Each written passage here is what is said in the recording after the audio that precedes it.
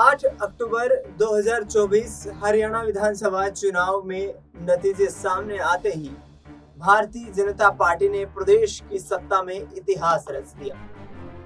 हरियाणा के इतिहास में भाजपा ने पहली बार लगातार तीसरी बार सरकार बनाने का रिकॉर्ड अपने नाम किया। इसी के साथ साथ बीजेपी पहली ऐसी पार्टी बनी जिसने लगातार तीसरी बार हरियाणा में सत्ता पर काबिज होने का एक कीर्तिमान स्थापित किया। लेकिन इस बीच खबर ये है कि खबर नायब सिंह सैनी के लिए यहाँ पर निराश कर देने वाली है।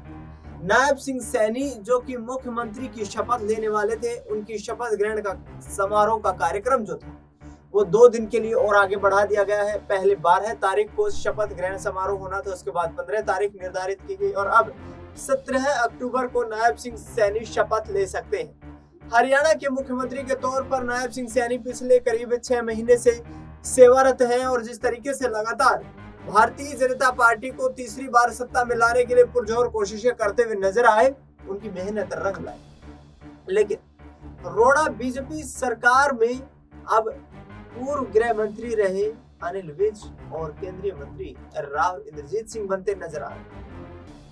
दोनों नेताओं की तरफ से सीएम कुर्सी को लेकर जंग छेड़ दी गई है।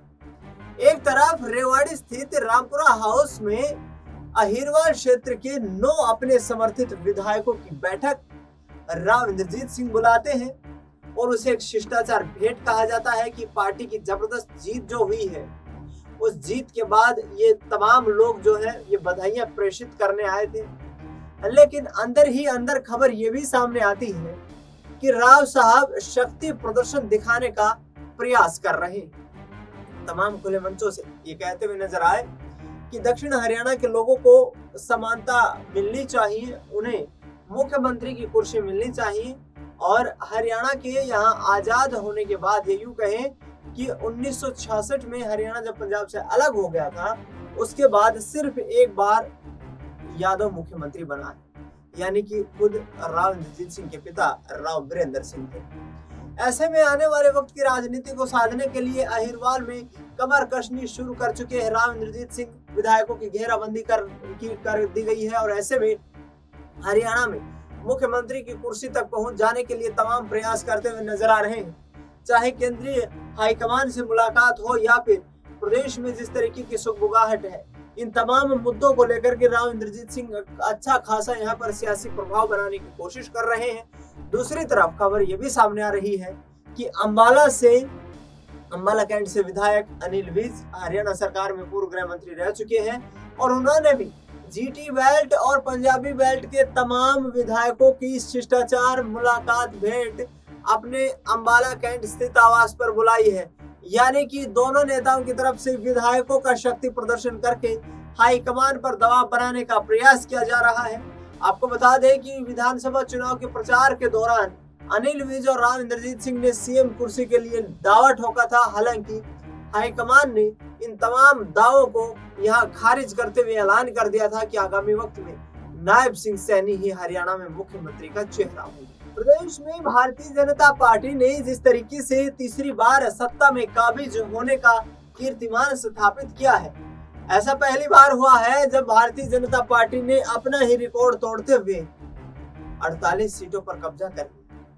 वर्ष 2014 में प्रधानमंत्री नरेंद्र मोदी के चेहरे के रूप में चुनाव लड़ते हुए भारतीय जनता पार्टी 47 सीटों पर सिमट कर रह गई थी। लेकिन उसके बाद 2019 के चुनाव में ग्राफ और घटता हुआ नजर आया। पार्टी 40 सीटों पर सिमटती नजर आई। दुष्यंत चौटाला की पार्टी जननायक जनता पार्टी से समर्थन लिया गया, सरकार बनाई गई और उसके बाद अब 2024 के विधानसभा चुनाव फिर से जबरदस्त कमबैक करने की यहाँ पर कोशिश की और उस कोशिश में कामयाबी भी हासिल की। पार्टी के प्रदेश अध्यक्ष मोहनलाल बड़ौली ने कहा, कांग्रेस पार्टी पर तंज कसा। राहुल गांधी का नाम लेते हुए उन्होंने कहा कि राहुल गांधी बीजेपी का प्रचार करने के लिए देश के तमाम हिस्सों का दौरा करते हैं। राहुल गांधी के आने से हरियाणा में कांग्रेस की जो हवा चल रही थी, कांग्रेस का जो माहौल बन रहा था, वो खत्म हो गया। राहुल गांधी की सक्रियता के चलते पार्टी यहाँ पर कहीं ना कहीं सियासी हाशिए पर जाती हुई नजर आई। आपको बता दें कि मोहनलाल बड़ौली ने यहाँ राहुल गांधी पर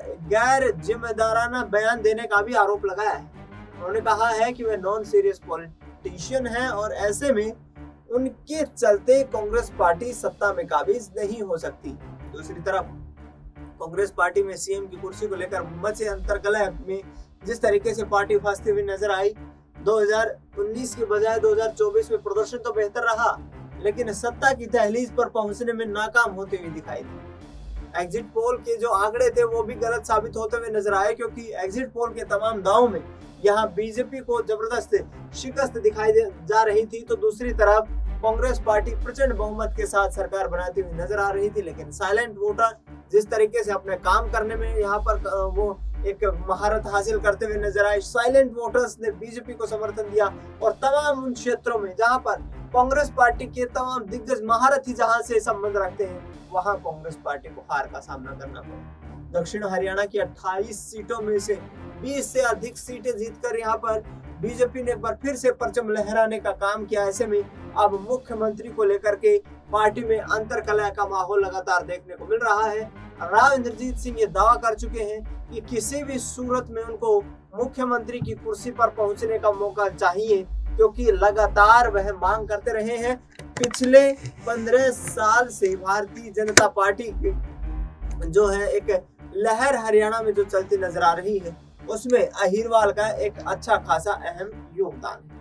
अब देखना ये होगा कि आखिरकार राव इंद्रजीत सिंह, अनिल विज के दांव में कितना दम नजर आता है, किस तरीके से भारतीय जनता पार्टी हाईकमान इस चुनौती से पार पाता है और किस तरीके से नायब सिंह सैनी के यहाँ पर सर पर ताजपोशी की जाती है।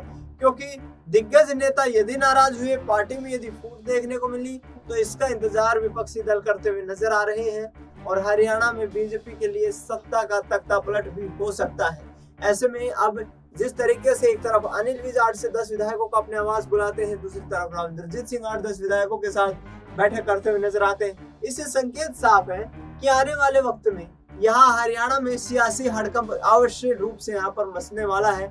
और सियासी हड़कंप में अब ये देखना होगा कि किस पार्टी, किस नेता की यहाँ पर किस्मत खुलती हुई नजर आती है, क्योंकि राव इंद्रजीत सिंह बार बार ये कहते हुए नजर आ रहे हैं, पिछले करीब 20 सालों से मैं केंद्र में राज्य मंत्री हूँ, यानी कि मनोहर लाल खट्टर पर भी कहीं ना कहीं उनका निशाना है, जो ये कहते हुए नजर आ रहे हैं कि जिस तरीके से पार्टी का जो फैसला रहा, पार्टी ने जो तमाम यहाँ पर हाईकमान में रहते हुए जो दिग्गज नेताओं ने फैसले लिए, वो फैसले हमारे प्रदेश संगठन के लोगों के हित के लिए सही नहीं है। ऐसे में देखना ये होगा कि अब किस तरीके से राजनीतिक सरगर्मी आगे बढ़ती हुई नजर आएंगी, किस तरीके से ये दिग्गज महारथी जो मैदान में उतरे, उसके बाद अब सीएम कुर्सी को लेकर के लड़ाई लड़ रहे हैं, इनसे पार्टी हाईकमान जंग जीत पाएगी। क्योंकि नायब सिंह सैनी के चेहरे का यहाँ पर ऐलान पंचकुला में प्रदेश कार्यकारिणी संगठन की बैठक में खुद केंद्रीय गृह मंत्री अमित शाह की तरफ से किया गया था।